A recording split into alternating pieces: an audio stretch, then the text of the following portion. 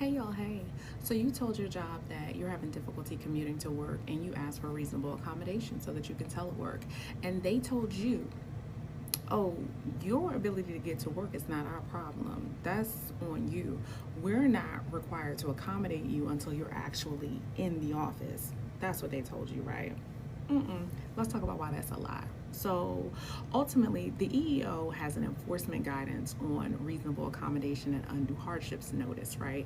And it's notice number 915.002.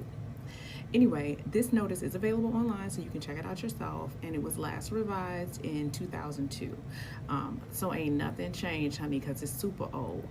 And it explains that when a disability impairs a person's ability to commute, employers are obligated to consider modifying schedules, okay?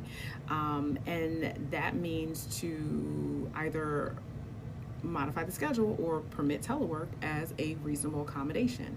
This applies especially when employees' job duties can be performed remotely without causing an undue hardship to their employer.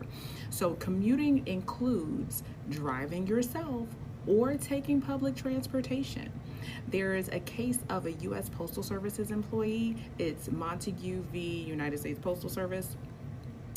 This case happened in 2023, and the court allowed a jury to consider whether a request for remote work or commuter assistance, whether those two things were a reasonable accommodation.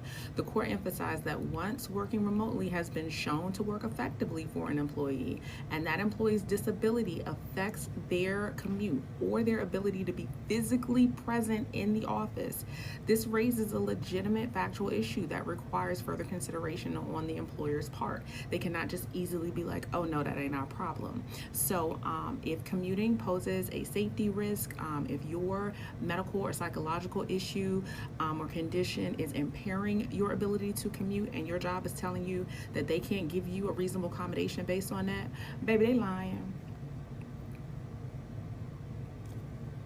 They lying.